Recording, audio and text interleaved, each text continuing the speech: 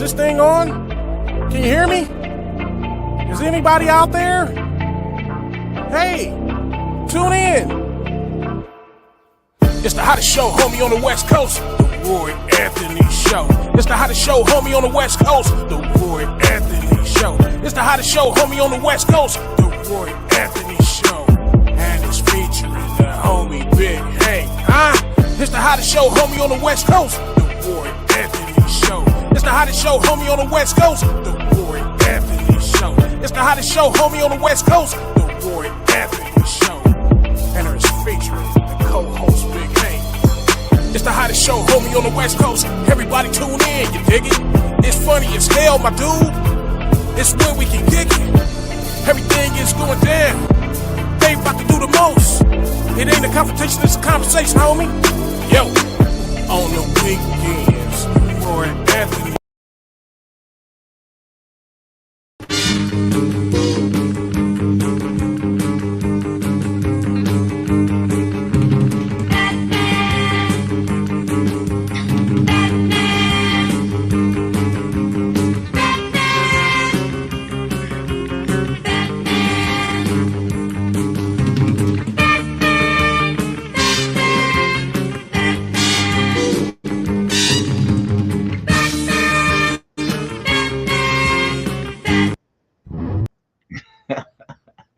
What it do? What it do? What it do? Yes, I am comedian Roy Anthony. Welcome to the Roy Anthony Show. Pleasure being back.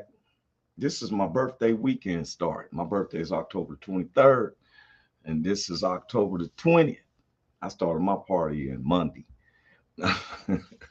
It's a first day Scorpio. Anyway, welcome to the Roy Anthony Show. I'm Roy Anthony. I'm on the platform of the Woe Entertainment, which was created by Richie King, aka Redneck Pimp, and Goose, the co-creator, which was created to bring awareness of how our veterans commit suicide. And what we try to do is the Roy Anthony Show tries to bring out those conversations and just talk and deliberate on all types of things that can ponder in people's heads, that we make it where it's a conversation. It's not a confrontation. And sometimes when we're depressed or something, is that we're not satisfied with what's going on with ourselves, our personal selves, or with our surroundings. And if we don't talk about things or try to hint up on subjects, it goes to naught. Then we want to give a shout out to our social producers.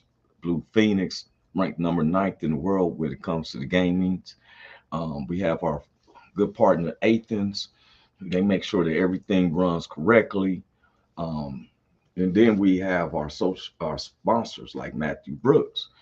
And Matthew, we're asking you, check your DMs, man. There's numbers in there. We've been trying to hear from them. And then we have our good neighbors, BB Nation. We have one of their good partners that was in the house. You know, we look at them as fam. Carl Loomis was here Tuesday. We're going to pick back up on the child support part 3 next Tuesday, this coming Tuesday, next Tuesday, as you want to say, October the 20, what would that be, the 25th, because Sunday is the 23rd. I make everything based around that. Christina Carr, what's up? She said, what's going on, Roy Anthony? You got it, Christina. And today is about laughter, man. It seems like we always having drama. But today the subject is about, laughter. I want to bring it to everybody's attention that November the 12th, the Warrior Fest, which is going to be based in Cameron, Missouri, the Warriors Fest. That is where they have 6 comedians and 2 major bands. Yeah, and it's nice because they start early enough, plenty of food, plenty of drinks. And with it being the state of Missouri, you know what comes with that. Vegetation that's legally. But I'm looking forward to kicking it on the stage with Jeff Onyx, Richard Matano, Richie King, aka Redneck Pimp, Tater, and I think it was another brother named David Scott. Don't quote me, but I just know that it's professional comedians. It's only $10 at the door too. That means it's going to be packed because we got people coming from around the United States coming to the show, like the VRS, Veteran Radio Syndicate, and they about 300,000 strong. I don't know if 300,000 is going to show up because Warriors Fest isn't booked at the Coliseum. So it's like first come, first serve. You better get in while you can. They're going to have a 50-50 raffle. And every time they give a raffle out, it does not be cheap. It be nice stuff in it. One time one of them had a package where it was a car was given for real. And you look in the box and it's a set of keys. What's these keys go to? Yeah, your car that's outside. That type of mystery box.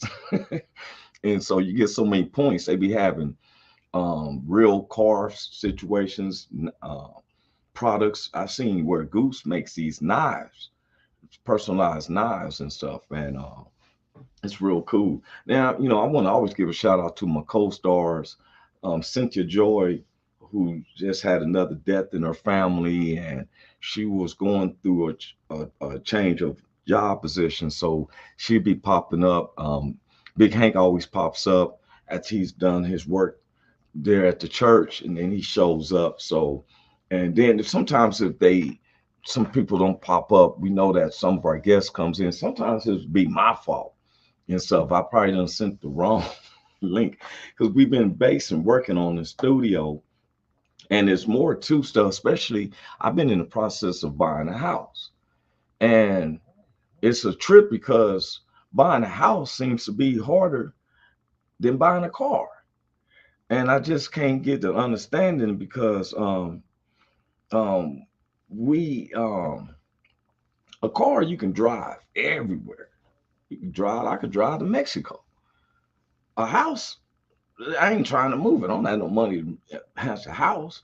So everything has been working out all right, except for my credit score got to come up, and that's what bugs me the most.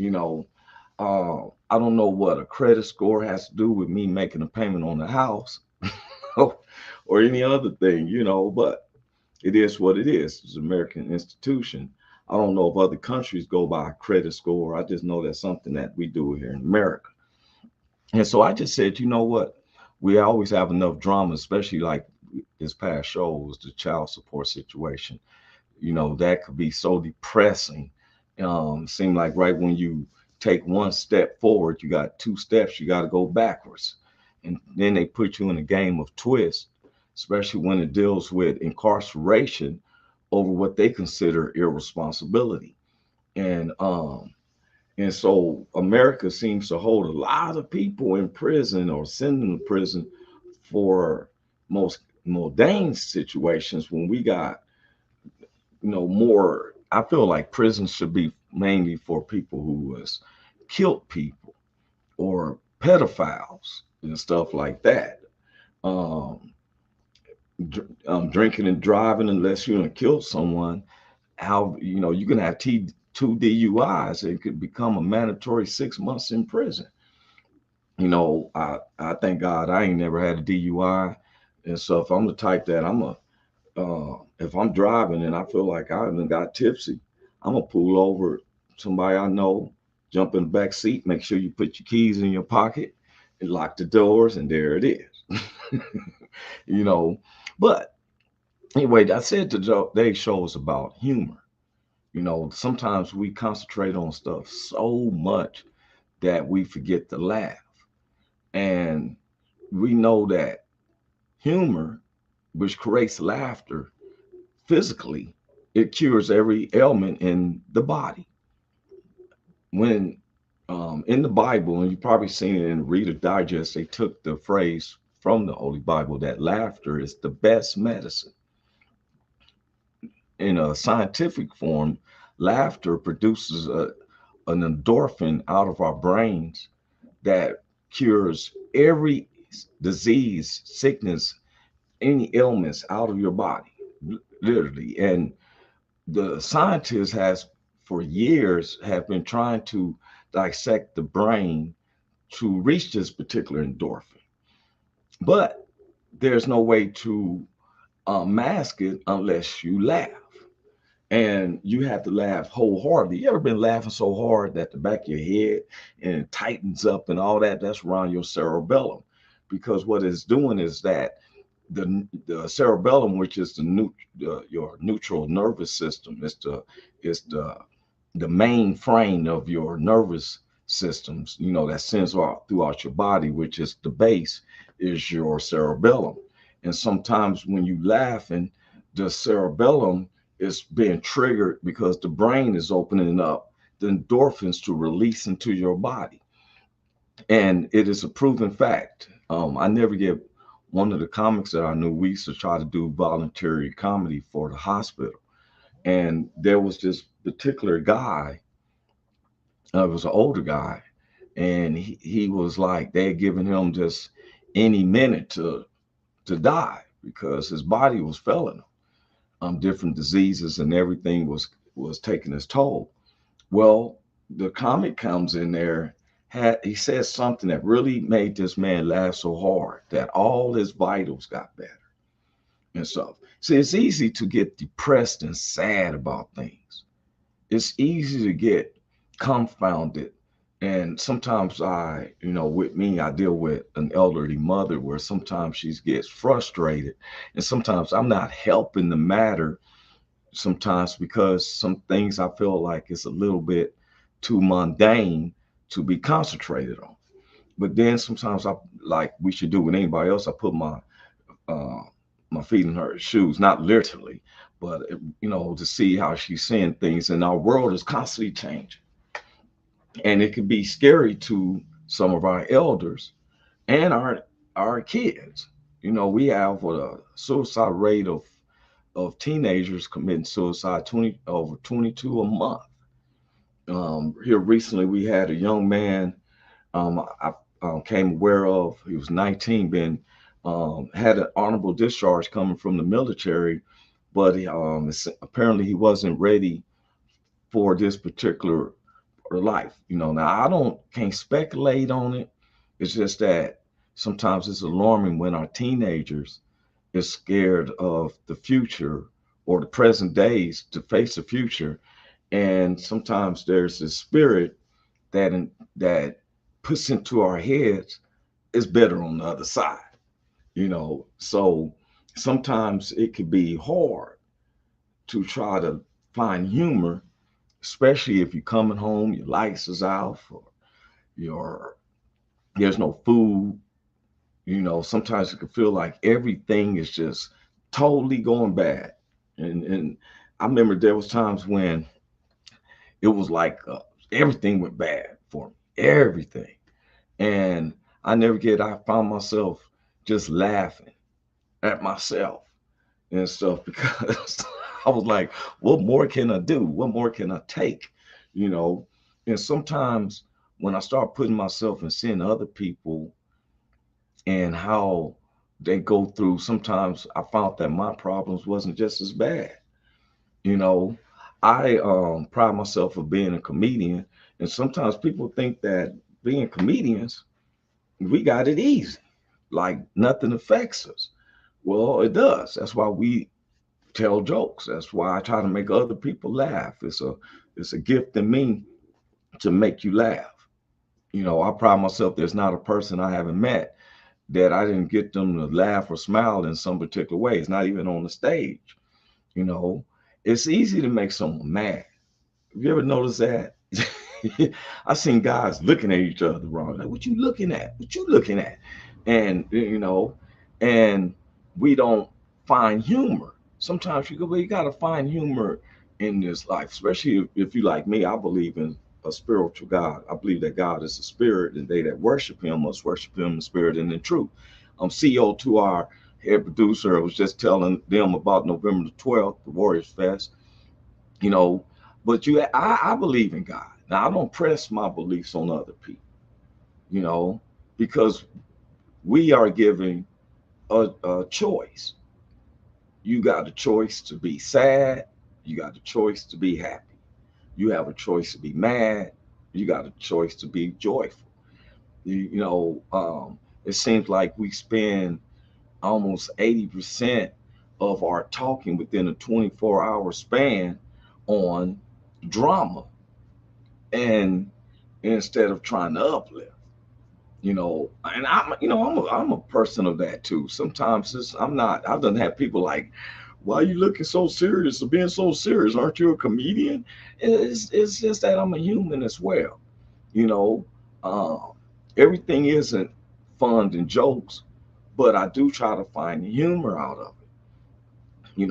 I never get. I had uh, when I was in 11th grade, one of my good friends um, was diagnosed with leukemia, and doing the chemotherapy he was going through was making his hair real thin, and he was 13, and so no one, we, especially myself, I was always known to bag. We called it roasting each other. We used to call it bagging or crowing, and we used to tease all the time until he was diagnosed with leukemia, and then the chemotherapy was making his hair real thin.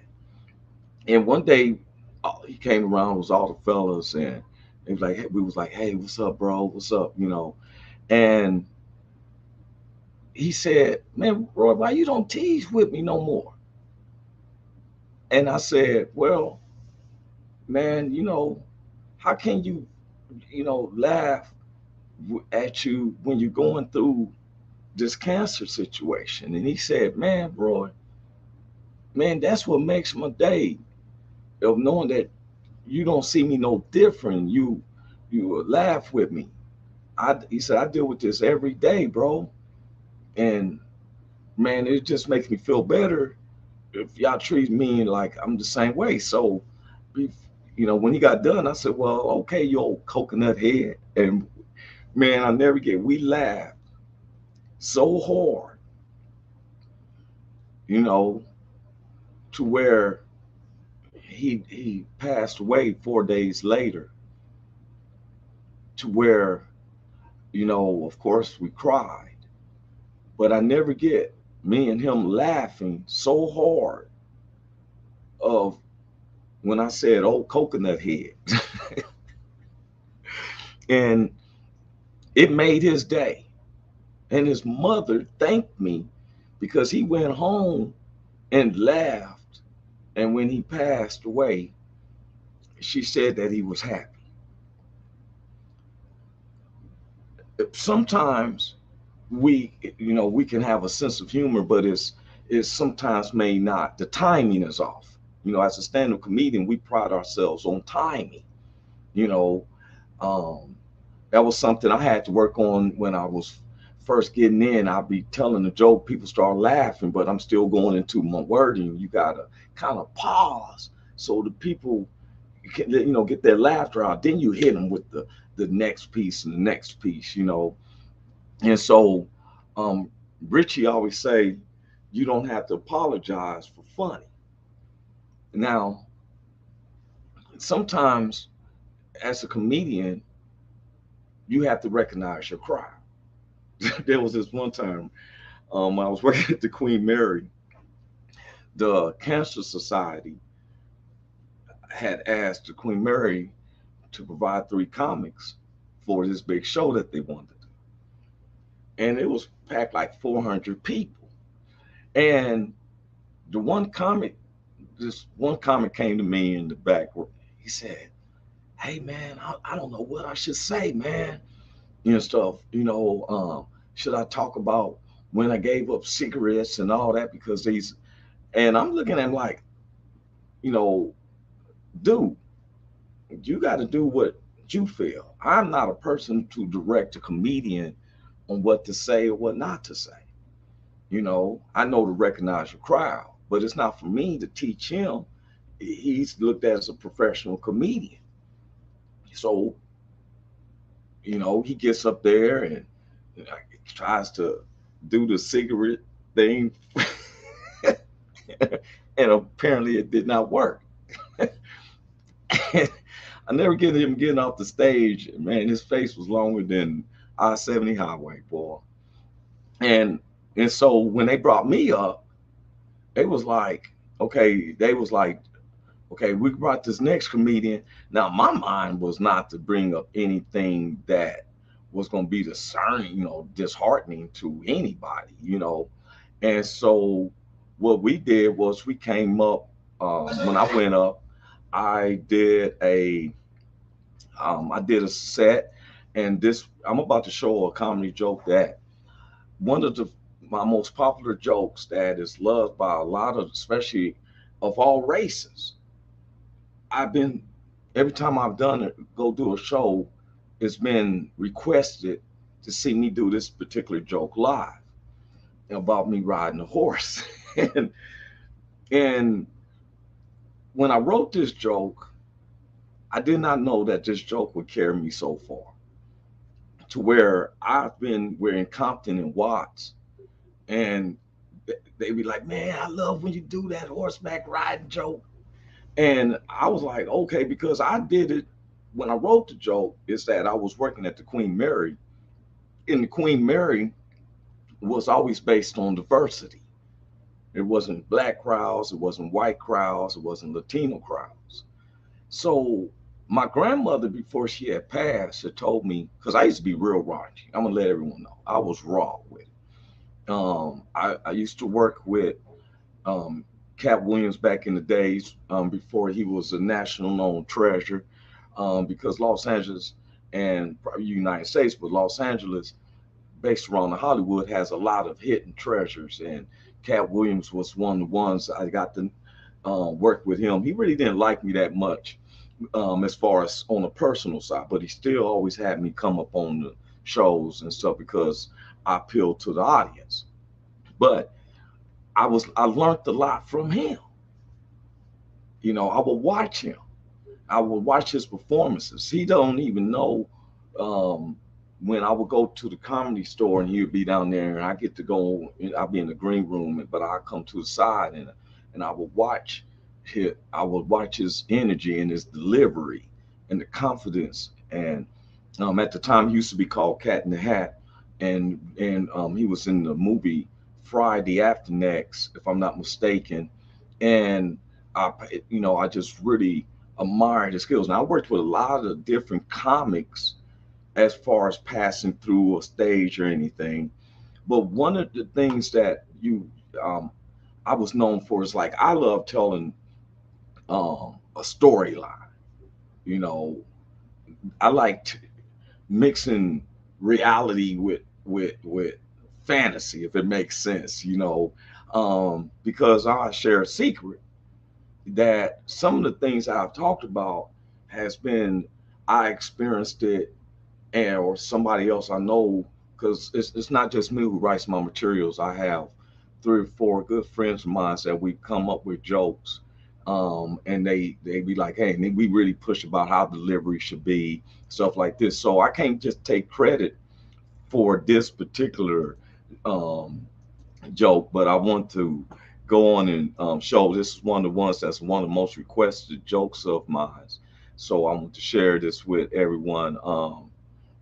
This is me at the Queen Mary when I first got on the Queen Mary, and I'm going to play this for you right quick. Never seen a horse before in my life. From the ghetto. And then she arranged for us to go horseback riding. But I committed. You fellas, you know how we commit, like playing basketball. You going for a layup. You know your shot's about to get blocked, but you committed. I knew it was messed up because we was headed out to the Foothill Ranch, and she stopped at Jack in the Box to get a breakfast burrito. Well, eggs and tomato paste don't go well with me. She's like, how you like the burrito? I said, oh, it's good. So we get out of here to the Foothill Ranches. They bring out her horse. He was all elegant and nice. They bring my horse out. He was like Donkey from Shrek. I was like, yeah, cool. You know what I'm saying? But she was like, I know you're not going to ride that, Roy. No, take this back. Bring me back a horse. They must have gave him a potion because they brought him out of thoroughbreds, He was flexing his muscles and he was intimidating me. And I've dealt with ferocious animals, don't get me wrong. I've dealt with pit bulls and Rottweilers. I tell them to sit, they sit. But this horse was scaring me, boy. I was more nervous than a gay man in church. Because you don't look at a horse in both his eyes. You look at that horse from that one side, and it's just that cyclops of feeling, you know? I see my whole body in that one eye.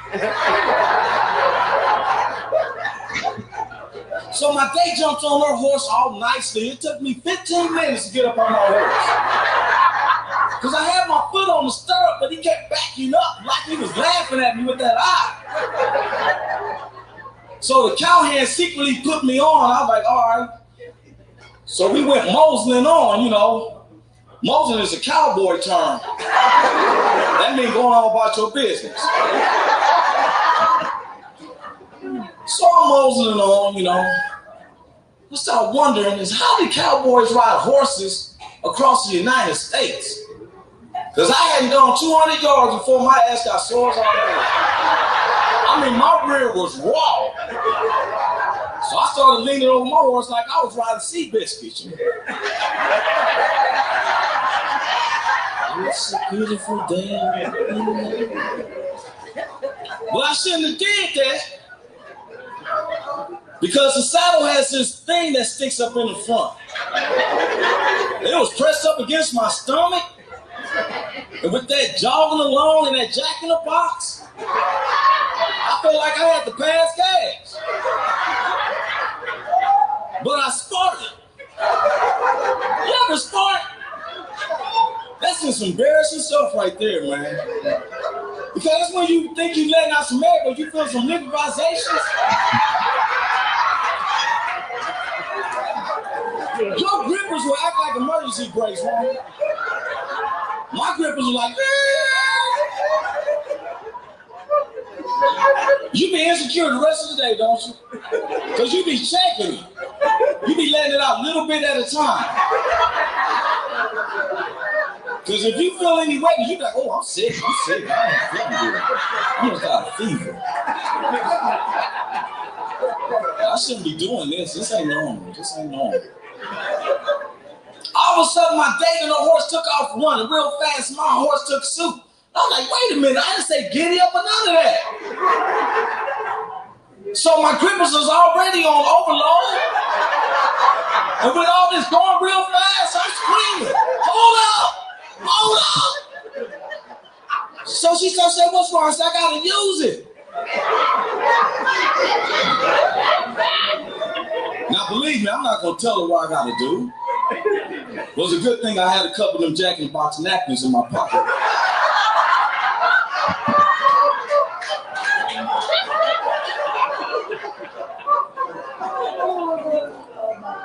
So I'm gonna get off my horse the same way I got on. So I'm swinging my leg around, and the horse must have turned around and smelled some spark. Man, that joker went crazy. He prayed up, took off running. I'm like, oh! And I lost a hold of the rein, and he dragged me like 200 yards over rocks and sticks, like a cowboy movie. My foot finally came out. I was just laying there, and my date run over. She said, "Boy, are you all right?" That's when I got truthful with it. I'm like, hell no, I'm not all right. I done snatched a hole in my afro. My back is cut up. I got diarrhea all on me.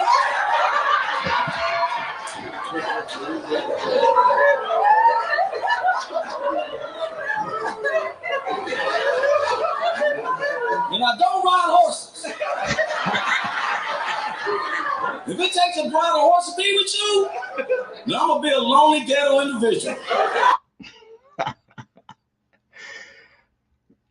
Oh man. And so when I do my stand-up, I work on what's real. Now, that was a comedy stint that I was working from the Queen Mary as one of their headliners from 2000 2005 to 2009. And I didn't realize how popular I got, especially in other countries, because the Queen Mary is owned by the UK and tourists from all over the world, and they would have me as one of the main attractions as a comic.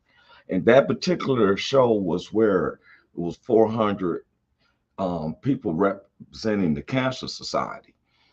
And I was like, okay, okay. And as a comic knows, once you get past that first 15 seconds, because Hollywood tells you to have people laughing within the first 30 seconds.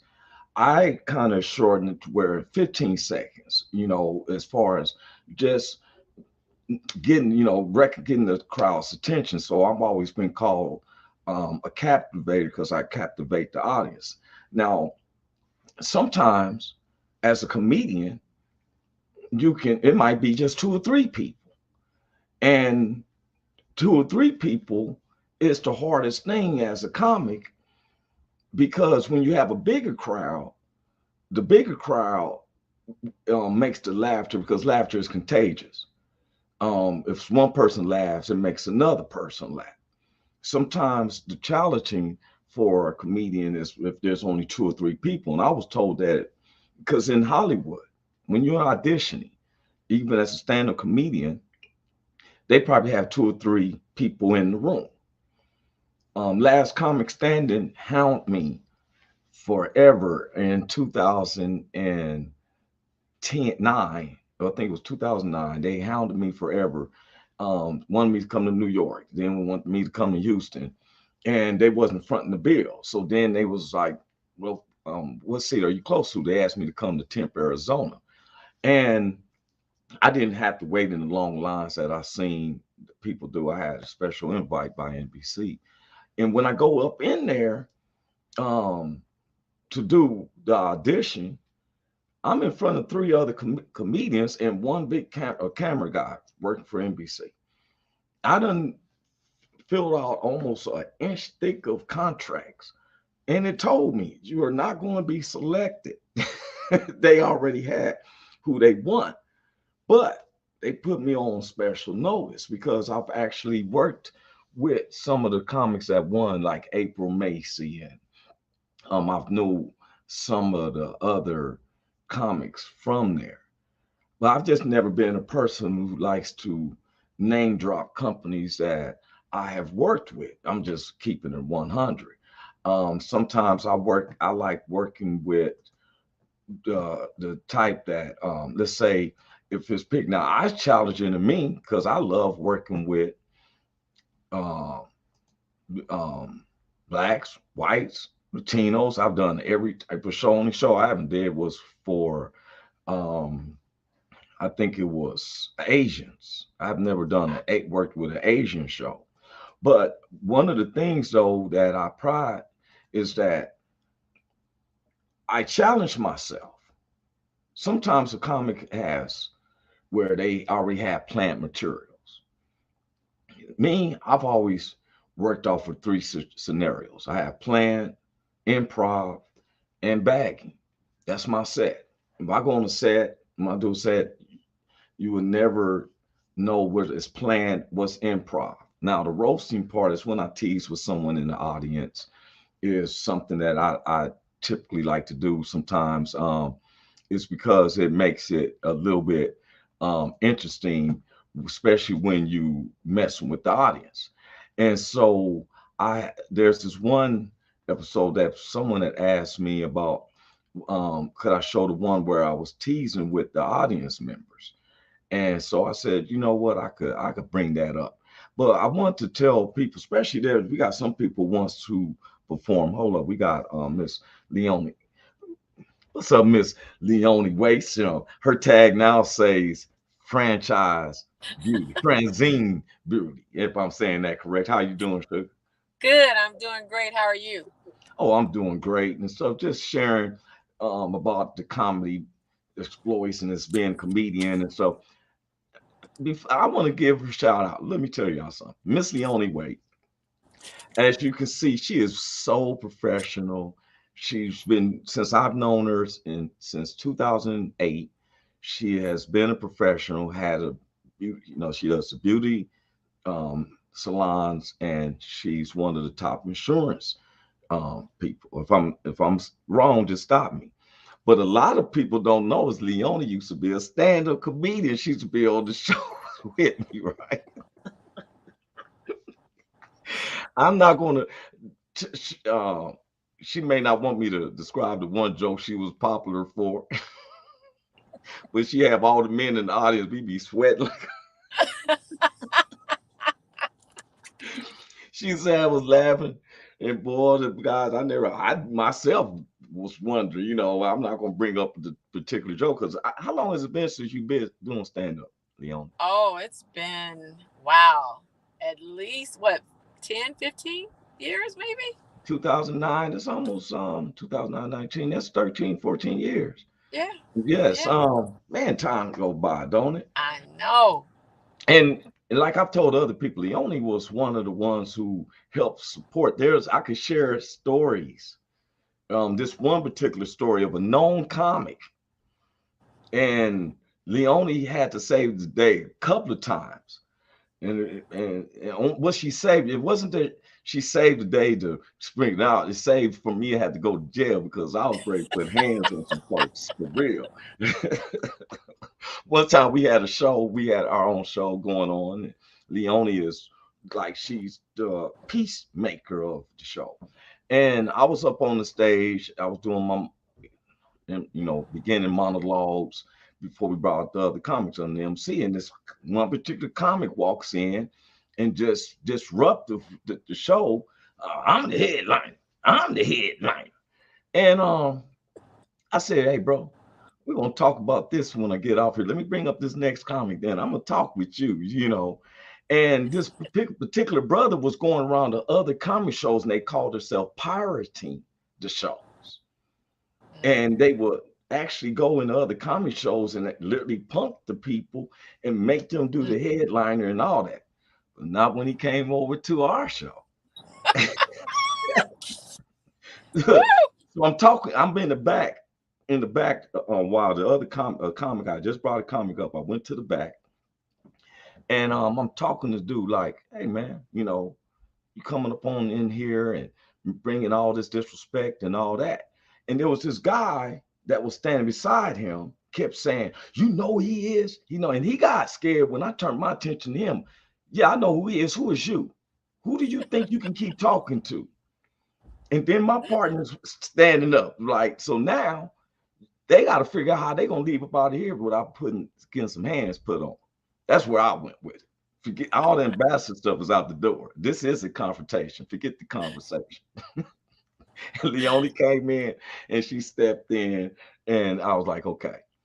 And then the one where I'm not going to even bring, I don't name drop. There's another comic.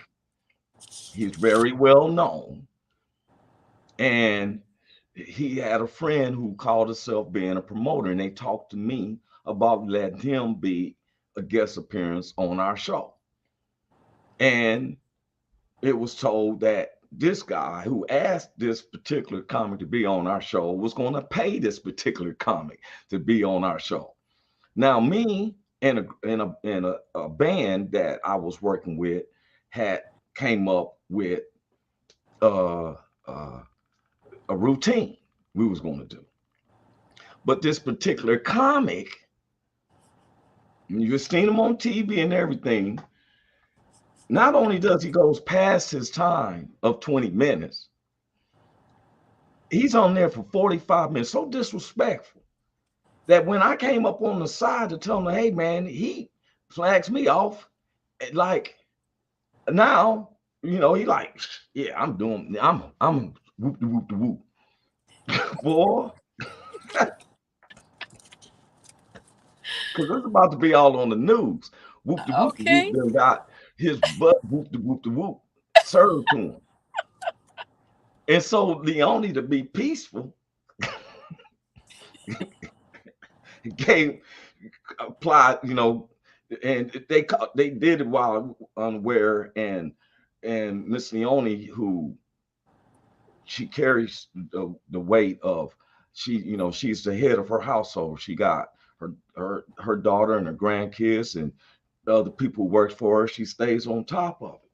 But so they came to her for this particular comic's money. And when I found that he gave it to her, I went out there to the dude. He hurried up and ran this particular comic, ran to his car and got in that. And I'm lying. You stopped me, Nope. Leone. I was Nope. about to jump on the promoter and stuff. And Leone, Lassie and them had to grab me. I ran out there. I was going to put a beat down on this particular comedian. He can go and tell everybody from that particular show what happened to him. But you know, and see, sometimes as a stand-up comedian, and Leone, you know, as your profession, sometimes people can take you for granted. Mm-hmm. You know, they take you for granted because they think that as comedians that we're Mr. or Mrs. Nice Guy Yeah. or nice person, say it like that. To where um now one of the funny things to me, Leone, when you used to do comedy, people knew you was doing comedy or like you do insurance. I would be in the airport, right? And I'd be into my own zone, got my headphones on. And I never get it was this one couple, older white couple. They were like, they was tapping me. He's like, we know you, we know you. And stuff. You an entertainer, aren't you? And I said, yes, I'm Roy Anthony, kind of admired that they recognized me and all these people.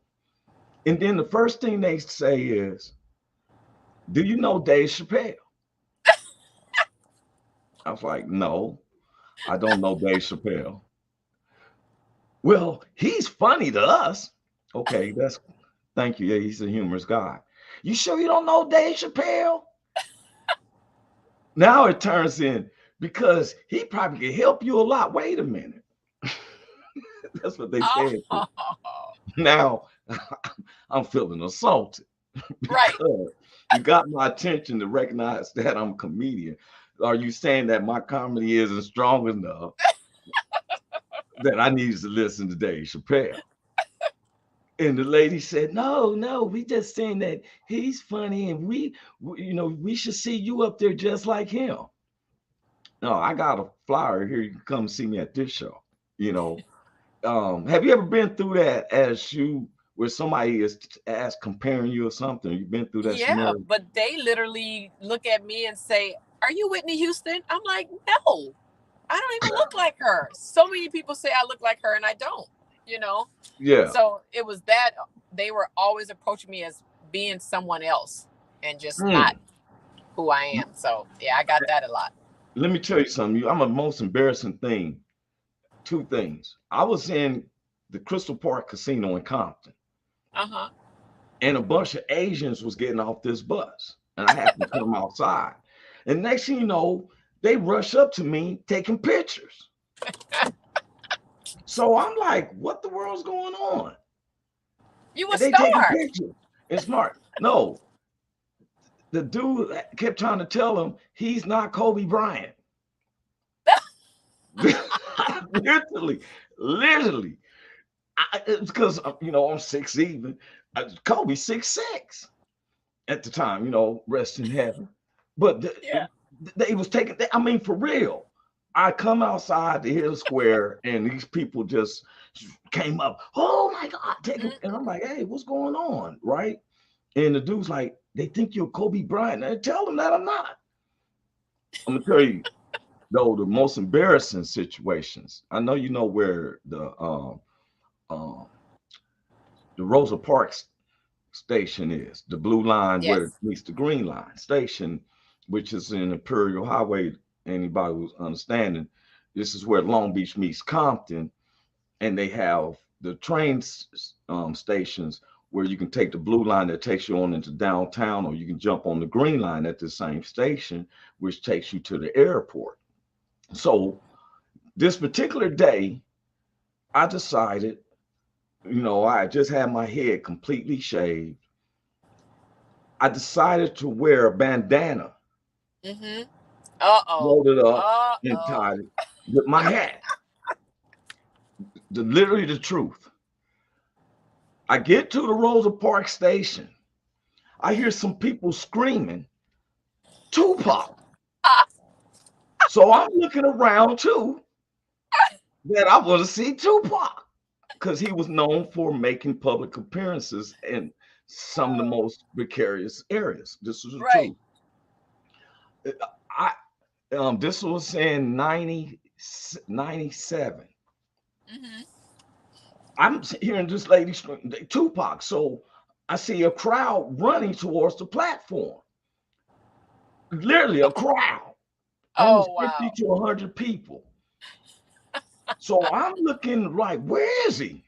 They run towards the platform, but I just see two Latino guys in the Eastern Indian lady, because she had on all her guards. We on the platform, but I see all these people rushing, and I'm looking for where is he?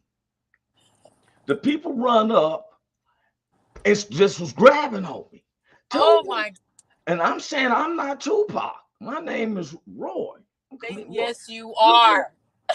I lie to you not. It was so bad that the police had to come and give me a ride to the next bus station and told me to take the bandana off my head.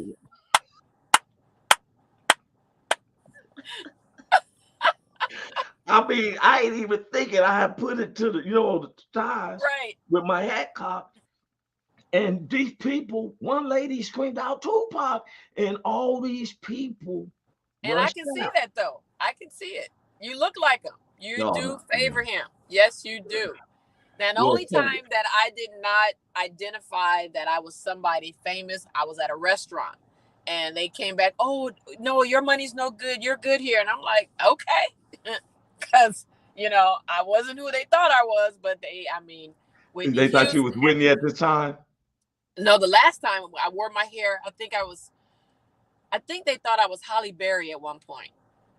Of course, that was Mm. years ago and before the cellulite kicked in. But yeah. Oh, for real. Hey, look, mention Holly Berry. One time I went to a Hollywood function and I seen Holly Berry, and I've always prided myself I can talk to any woman, right? And so I seen she was in the kitchen. And I was gonna walk up and say, "Hey, what's up with you, Holly?" This big old black dude, her security guard, was like, "Hey, where you going?" I mean, he had his whole hand was over my chest. Hey, where you? I said, I was just going to speak to Holly Berry. No, no, no, you're not. No, you're not. And she's standing there just eating some stuff, right? She wouldn't even look my way. And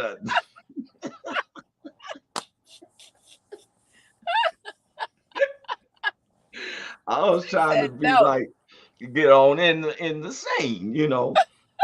And and the reason why we, like today's show, I want to talk about humor and comedy because you know, the reasons when you got up on the stage, which you kind of had that fire, because to me, comedy is my therapy. Hmm. Sometimes I get up on the stage, and there was times I just ranted, and people was loving that because this society done got on my nerves. And you never use stand up as therapy? Oh, well, yes. Yes. And that's probably why I was hanging out with you guys so late because, yes, I would get home and just think about all you guys' jokes and even the ones that the ladies were saying. You could throw a little bit of curse words in your joke, to make it more funny. I said, no, I think it's funny enough. Yeah. But it was definitely therapeutic. Now, what gets me, Leonie, is that everybody knows me that when I ran my stages, my audience has always been blacks, whites, and Latinos. I pride myself on diverse crowds. Hmm. It's not saying that I can't just, because I've had comics see, I never get one of the comics. I don't like to name drop on people, but anything that I'm saying is factual. I could.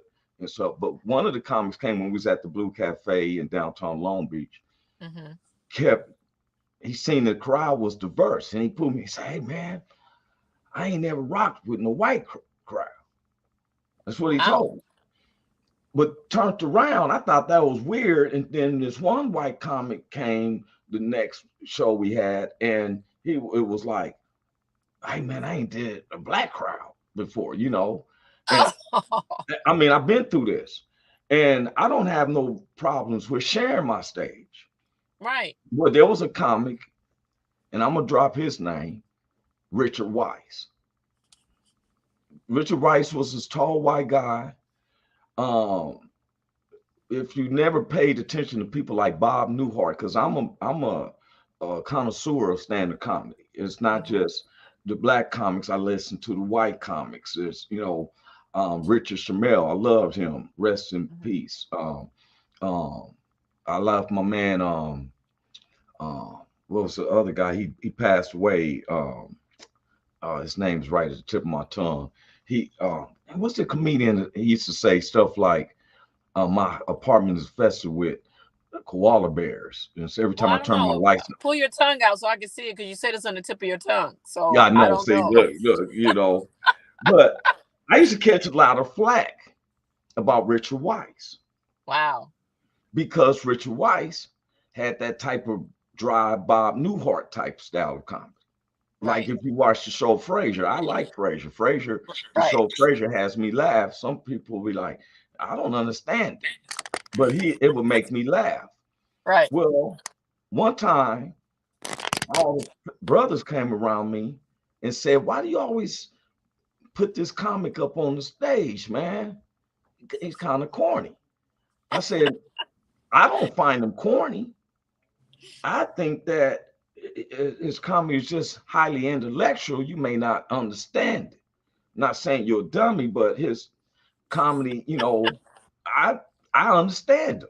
Right. Well, to this day, anybody who look at comics, the comic strips in the newspaper, you've seen a comic strip called Wisecracks. Mm-hmm. That's Richard Weiss. Richard Ah. Weiss became, I remember when he was starting to get in the cartoon kit and his jokes, he's used the same jokes because his it's a one slide on Wisecracks. Mm-hmm.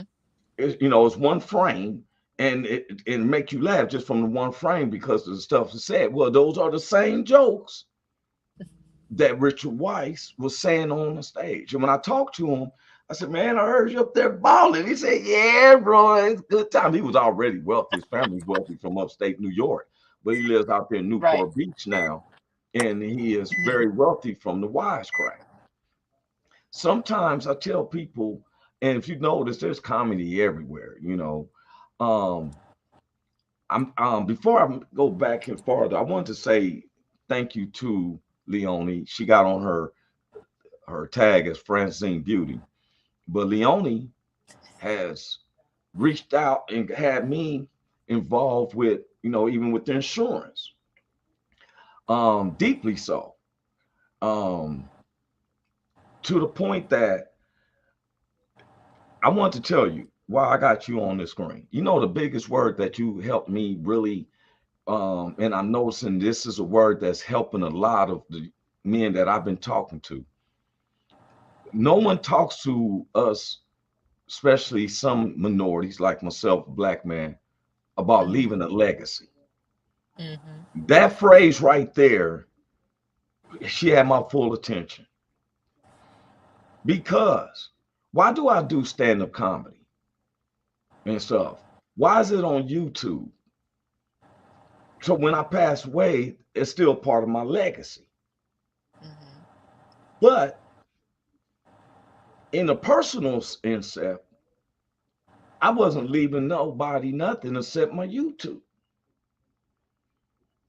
And anytime somebody calls, Leonie's phone is going to go off sometimes. Somebody made a call to her. And it takes a person who can relate to you to sometimes reach out to you. I've been known to make monies, but I've never had my money to work for me the way I needed to. Ever since I've been going through my budgeting, I find myself now being a little bit more stricter on myself. And I'm saying this because we're going to bring up on one of our shows. I want to dedicate one of our shows probably for the next Thursday show. If we can do that, I haven't wanted to do it yet until I had to complete green light from Leonie that I want to do one of my full shows again about leaving a legacy. with dealing with the insurance. Can we do that? Okay, I lost you for a minute. Oh, okay. I was saying that I want to dedicate one of my shows again, like probably next Thursday. I want to do another episode fully on about leaving the legacy with the insurance. Can we do that? Yes, yeah, we can do that. I was going to Sure. have a number. I would have my number or an email where I would like Hmm. some people, because some people have reached out to me, but I didn't have the information to leave them. I really do not put my personal cell phone number up on anything no more, because one time I put my Hmm. personal number on a comedy show and people was calling me. I was getting so many calls and hang ups and stuff, right? Um, Oh, I said I would never put my number back on the flyer again. Matter of fact, I changed my number way back then just because it was just, some people will call me and say, "Are you still gonna do another comedy show?" I'm like, "Man, that was an old flyer." But I didn't want to put a number up, but I'm gonna put a number up, hmm. and an email address Well, what that I if will do, yes, I can get you like a private number that we have, and then they can call that number, and then it's also they can leave messages, they can leave emails and everything right there, and then you and I yes, will be the only ones can see it. yeah. Okay, And so she I'll got get me. that to you. Yeah, I was gonna say she got me involved with this show. I'm deep into it too and stuff. I've been going to classes at 11, 12. And what made me know that it's really serious when I seen a bunch of Asian people in. You know, Asian folks about that money. They ain't gonna be Oh sitting yes. there and wait. Have you ever seen Asians in a line for anything? They ain't wasting no time on no BS. When I saw all them Asian peoples, I was like, yep, I'm in the right spot and stuff for real. And and I've been learning. I've learned a lot. So Good. if I can learn, I sure want other people to know, and about leaving a legacy, leaving, because Mhm. we never know where death is. I've been on the Right. cusp of death a few times. Um, Probably a lot of people don't really know is that in May of 2001, I was on my way to a comedy show, me and my DJ, and Mhm. they was having a serial shooter on the freeways, and I ended up being one of his victims. They shot us with a Wow. sawed-off shotgun and uh, point blank range, and it missed me, but hit my. Well, it didn't miss me. I didn't know I was shot until I got to the hospital. My thing was I didn't pull over or nothing like that, because when I went Wow. to stop, it looked like they was going to stop, and at this time, all the years prior, I always kept a 9mm under my Mm. steering column.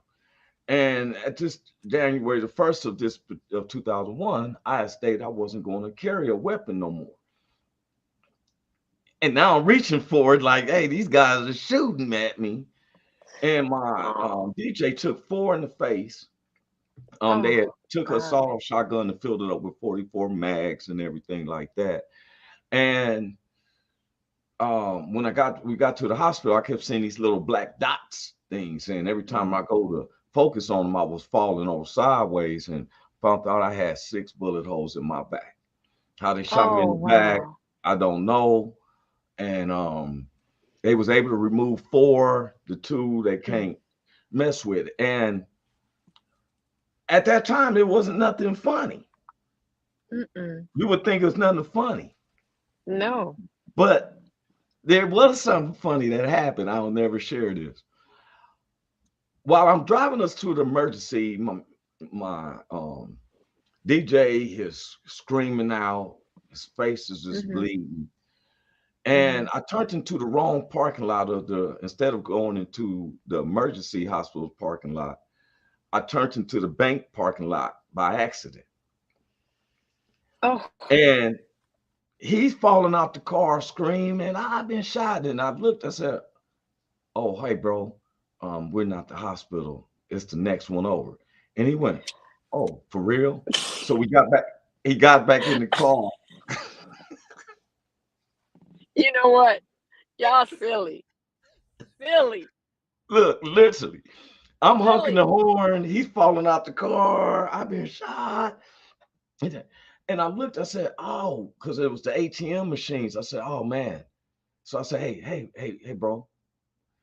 And he looked up from me with blood all in his face. I said, we at the wrong parking lot. He said, oh, for real? I literally, we both back in the car, like, do. I went out the parking lot and had to go turn to the next parking lot. And then it was like honking horns. And, ah! Wow. And I mean, let me tell you, if we don't laugh at stuff, and I was telling people it's an endorphin. If you can't sit back with someone and laugh. Now, usually if Big Hank hasn't came in, it's because he's helping something major, and he always tells me excuse.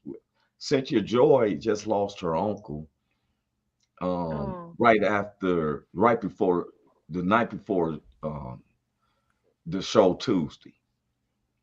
And she's Monday. gonna have yes, Monday evening she had lost her uncle, and she's trying to she's going through a discrimination with her job because her job, she suffered from a stroke, and the job is was giving her a hard time. That's something else, sometimes those who's been hurt is discriminated against from companies because for some uncanny reason they think that a person can't get the job done. And so we've been working on her, pray for her and stuff like that. So sometimes when the show, I just make sure that the show goes on and stuff. Then sometimes if I don't send them the link, like, where's my link? And we're building up our studio in LA. It's just that there's so much that we have to put into order right now. Like everyone knows, I've been going through back and forth trying to buy a house. See, this is why we have to have like you. You're breaking up a little bit. You was breaking up, Leonie. Say it again. Yeah. No, Leonie, can you hear me? Leonie, you're breaking up. Can you hear me? She can't hear me. She was just saying, yeah. Can you hear me? She can't hear me, y'all. Can you hear me, Leonie? Leonie's driving somewhere. Yeah, probably because where I'm sitting, I'm trying to stay. Can you hear me? You're freezing up sometimes. So while she's adjusting that, someone had asked me about what I feel about. Huh? Yes, you're going back and forth. Oh, you can hear me. Yes. Okay. I can hear you. Okay. This is how you was looking just now. You froze now and stuff. And it's a trip is that everyone, we come around the whole world. We have people listening from Australia, from Africa, literally. I was going to put up our census because it's not just under my platform, the Woe Entertainment, which is world entertainment. We have military bases around. Yes, I hear you perfectly. Oh, your face stuck. It kills me when people's faces stick. Your face is stuck, and you was like this. Your face is sticking by each frame. You should see it. Wait till you see the replays. I always show the replay. Hey, while she's doing that, I want to break this in one more time. This is Roy Anthony bagging. I'm about to do a show where we're bagging with some of the members, and I'm gonna put this on while Miss Leonie is working with her freeze frame. Oh my gosh. Okay. Your frame done froze up so many times, right? And so what we're gonna do is we're gonna play this one particular segment. People ask me, do I tease the people bad in the audience? And I'm gonna share this one with them.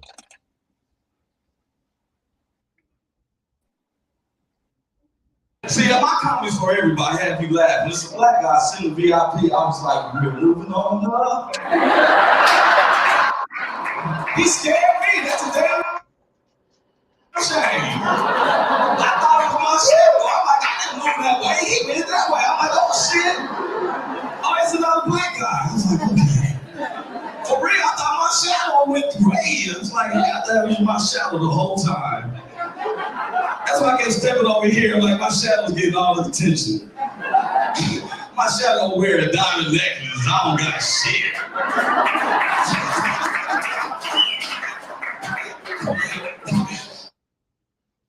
Hey, this is a true situation. I asked for a roll of tissue. Oh, you got the light, yeah, he came out.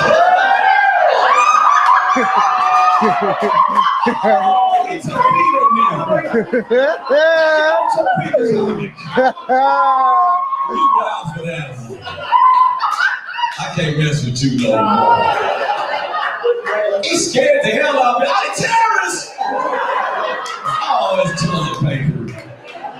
Would have hurt myself diving over that shit. You don't know about that. I thought he was throwing a bomb on shit. He looked like a chemist. Could have been making some shit. Got some Ajax, take a little down. Throw that shit up here. I'm like, I'm ready. Look at him, sir. He's a funny comic. Oh, I'm dying at this motherfucker. That's what people would do from the ghetto, you know. And I like to help those who don't know. So one more round of applause. I'll give you a chance. How many people from the ghetto? Big clap. I'm going to do the 8 miles on you. Notice that man didn't say it too loud there. Notice this man didn't have his hand up. How many people were the 913? Notice this man didn't have his hand up. He said, I ain't gonna lie, I'm 75.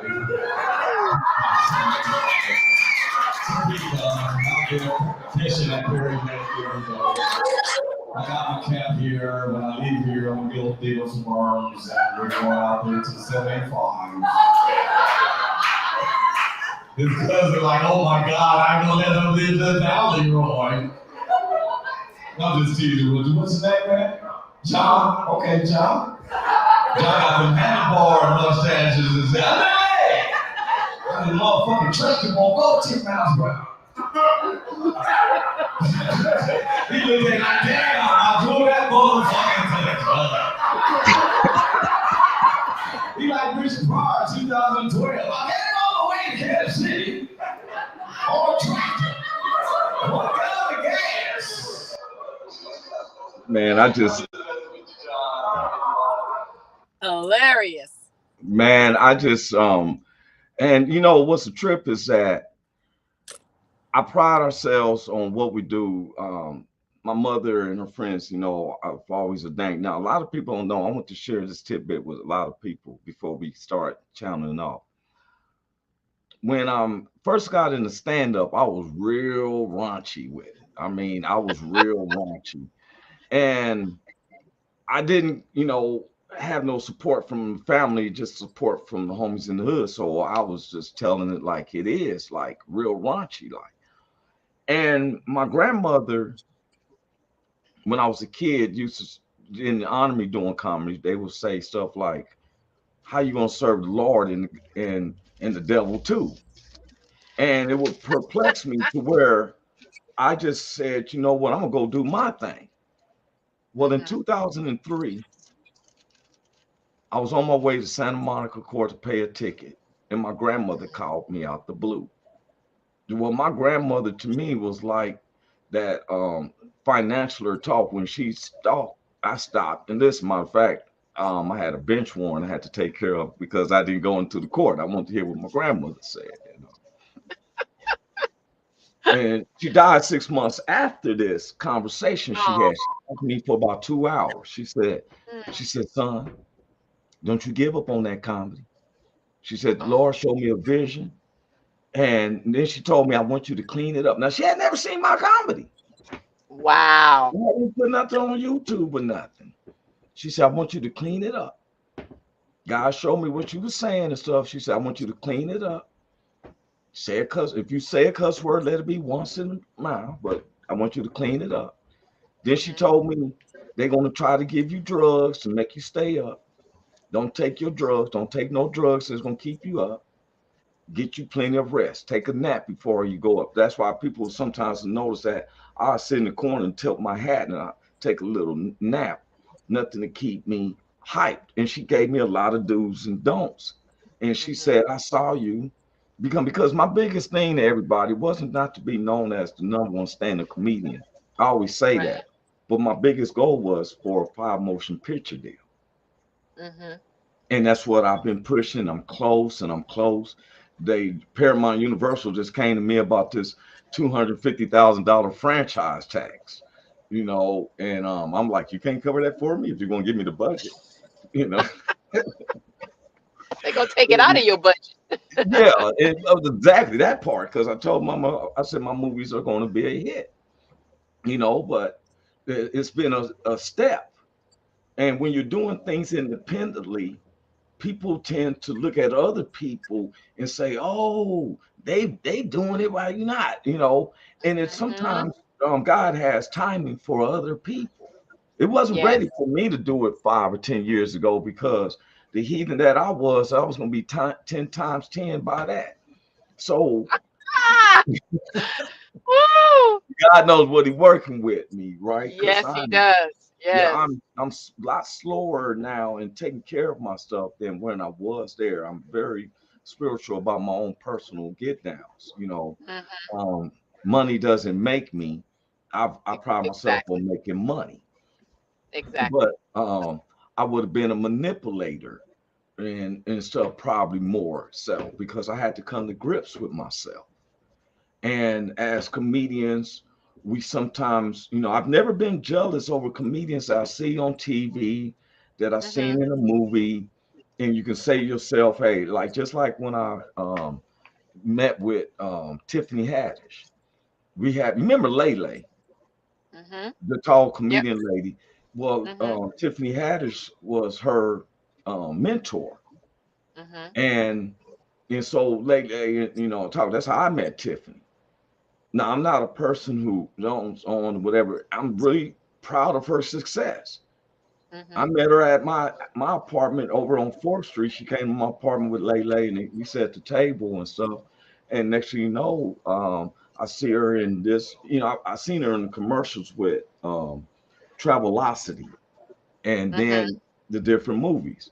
Proud of Yep. her success, has nothing to do with me. Sometimes I laugh at Corey Yoakum. I watch his podcast, and Corey Yoakum is just straight cut from to the cloth on it. But Mhm. me myself, I would tease Corey Yoakum. I have no fear of teasing or saying whatever. Sometimes it seems like some people are scared because Corey Yoakum comes so raw with it. You know, Oh. Every time he talks, though, I feel like he has a now later in his mouth. And it seems like he's searching for the flavor of it. You know what I'm saying? Don't he? You ever watch him talk? You think he got an apple now Just later? imagine in the now later. Yeah, I mean, I've ate a now later, have an apple now later in my mouth, and I'm talking to somebody, and I constantly Oh pouring gosh. in it, getting that juice out or whatever. And Oh, you silly. you Oh know, my God. and so, um, is there something you want to share with the world before we get off of here? Um. Wow. Well, I'm just going to go back to what you were saying about leaving a legacy and all the different things that has happened and God has Yeah, covered you and the wisdom that your grandmother had put into you back then, and you still remembering what she said about keeping yourself grounded, and now you're setting yourself up to leave a legacy for your kids, because I'm still in awe with keeping Cynthia and her family in prayer and herself, because yes. if we have things in place, Cynthia wouldn't have to be arguing with her job. She could just leave and then be taken care of without worrying about someone else taking care of her. She have everything in place. So I'm gonna definitely keep her in prayer and reach out to her and let her know we're gonna make things happen, because we And can't go out like that. I thank you, Leonie, because it's funny you say that because Cynthia is a single mom with two young sons, which they adorable. We had them on the show one time, Mhm. and she's a warrior. Both her parents has passed. Now Mm. she's lost two uncles. And I'm a person who wants to be able to help. Like people like Yes. Christina Carter. I seen Christina Carter in. She thinks I don't know. I hope she don't ever think that I look past her. She's down there in Clarksdale, Mississippi, and I mean I got so upset when I found out Brett Favre and all these people is manipulating the welfare money of Mississippi. Mm. It's already a poor state, and at one time they cut off her food stamps and all that, and she actually do have five kids. And situations like this. So I wish that we had positions in place so we can grant these ones because the type of work that Leone has been getting me involved is that you can be a real entrepreneur without thinking that it's going to be setting you up or you not getting nothing in return. Right. Sometimes you got to take the sacrifices. Everyone knows I live in Long Beach, but I be in Kansas City because I have my mother and my sons here, and I've been trying to put us in a house for them, and I'm back and forth. But this class had me in at 11 o'clock at night, and it was 12, and you can be where if you can't just expect I'm gonna sit here and something comes. You got to sometimes make a sacrifice. You got to make an effort. you Mhm. know, if you don't make an effort, then you can't just suspect that opportunity just gonna come to you. Right. The word of God says the squeaky wheel gets the oil. That means that it's making sound. You got to say something. Am I correct? Everybody, you know what I'm saying? I'm You very, said it in layman terms, but yes. yeah, I'm very spiritual, and I just don't take into, because see, this is why I was going to say nothing. I'm hard on the black churches because a lot Yeah. of times we push the racist card where slavery ended 100 some years. I know some people say mentality, but I look at who we give our money to and what are they doing with the money? Are we Mhm. are we building up all these building funds to still get the same ceiling fan?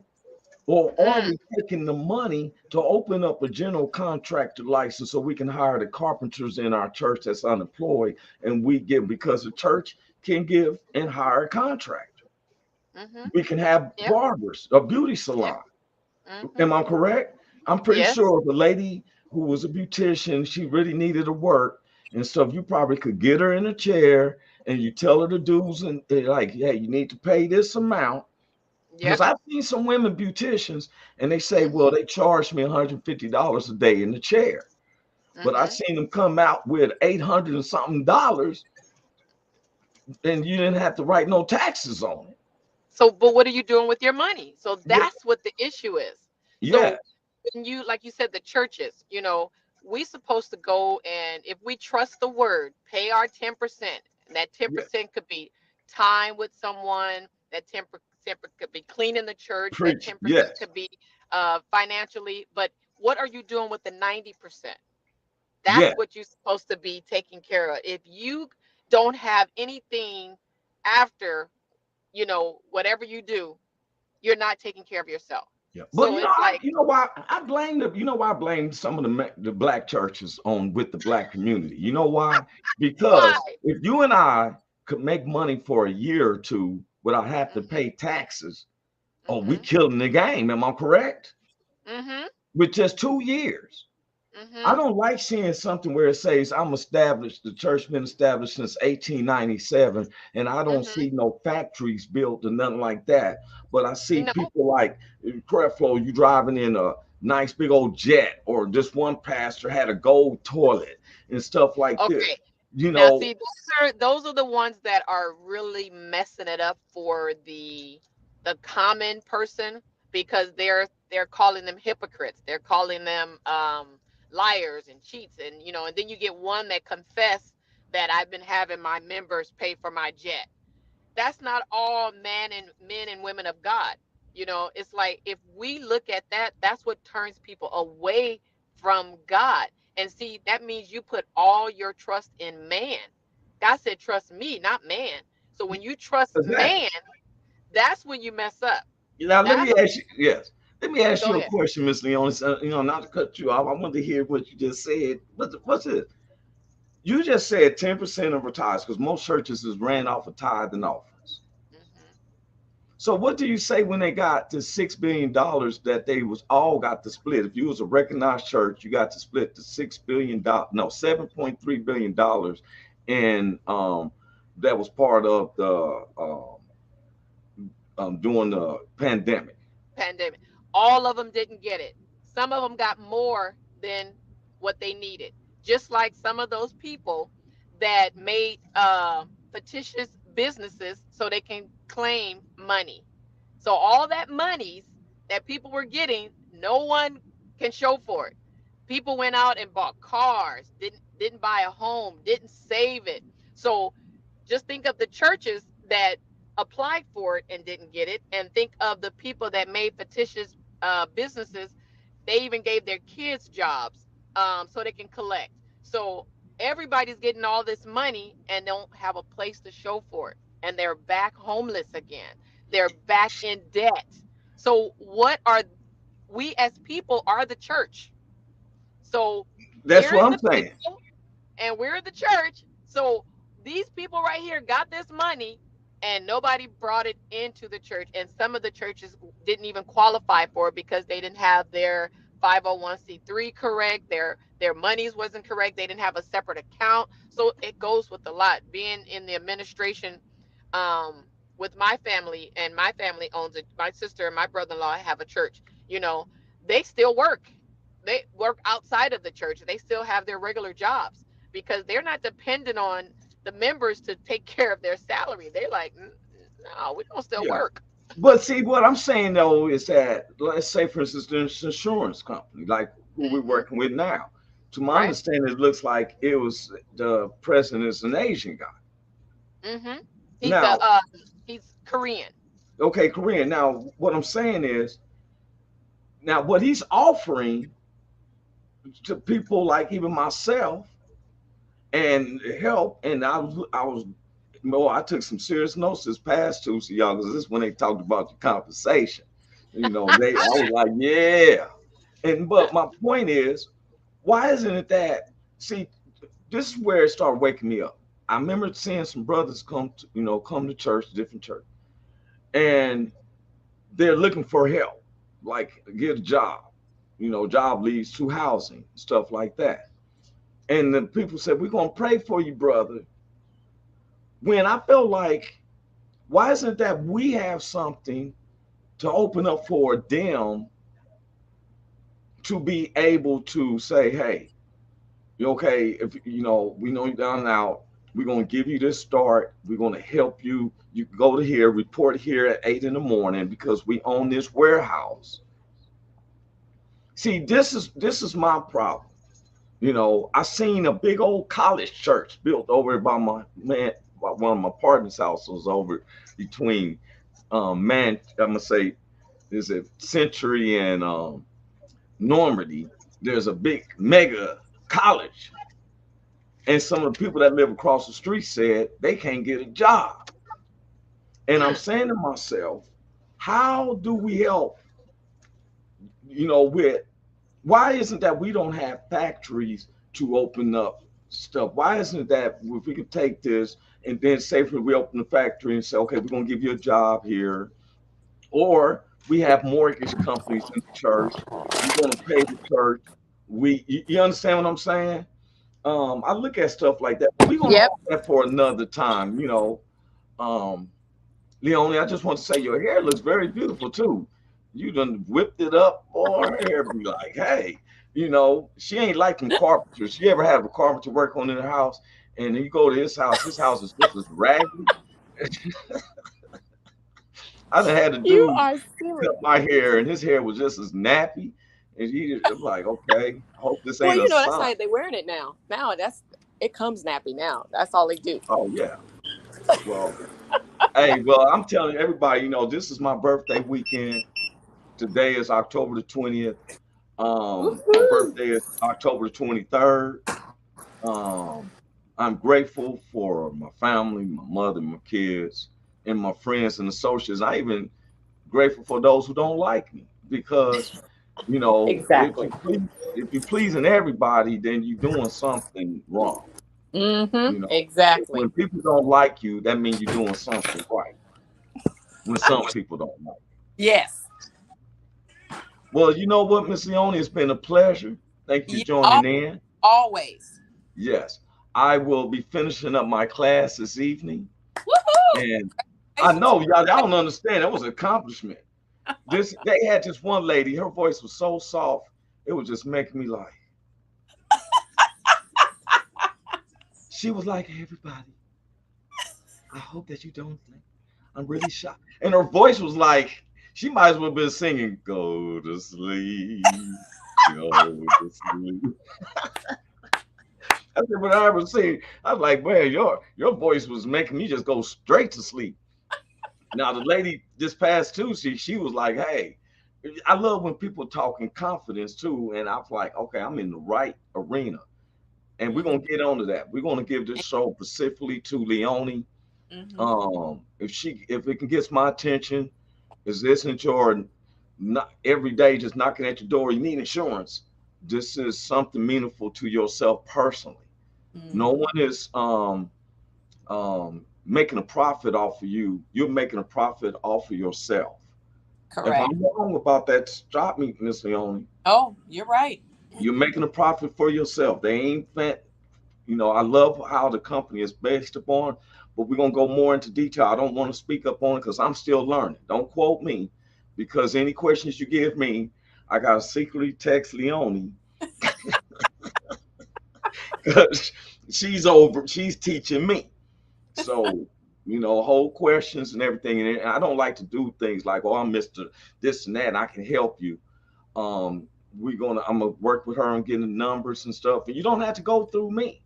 I can be a referral to you. She is the person in the company. I'm just getting in where I fit in, and I'm learning and learning. But I do know to leave a legacy. And I want to be like Kendrick Lamar. I'm gonna laugh all the way to the bank. I'm gonna be going in the bank. Hey, sir, what's going on? Man, nothing. Oh, exactly. And I want all my the thing about me is I'm not selfish. I want other people to be laughing in the bank. Let's a group of us just walk in the bank just laughing, hitting each other, get onto your account, getting this out. Exactly. All right. Well, God bless you, Leone. God bless everybody watching. If you have any problems, take it to God, because sometimes humans just gonna get on your nerves. Exactly. All right. Speak. Yeah. So that's what I do. So I can't do it for you, but God can do. So I just always throw up my prayers to you. And if he'll listen to the birds, he'll listen to a thug. And so trust me, because he sure have helped me. Yes, he has. All right. So, all right. God bless you, Leone, and your family, and see you next week. Everybody have a blessed weekend and celebrate Roy Anthony's birthday. It's a national holiday, October the 23rd. And stuff. I would think about making appearances at churches and just come in. I'm not even gonna sing spiritual songs. I was gonna come to I'm gonna go to like the City of Refuge and just say zippity doo da zippity. I'm out. Oh wait, hold up. Say it again. Favorite, text me your Cash App for your birthday. I have a little gift for you. Oh, y'all heard that? Well, I do Zelle. That too. Okay, I'll give you Zelle. All right. That way the feds always ask me about my transactions. Zelle and Walmart to Walmart. All right. Oh, see ya. Okay. God bless you. I appreciate you. All right. All right. God bless everyone. Hey, is this thing on? Can you hear me?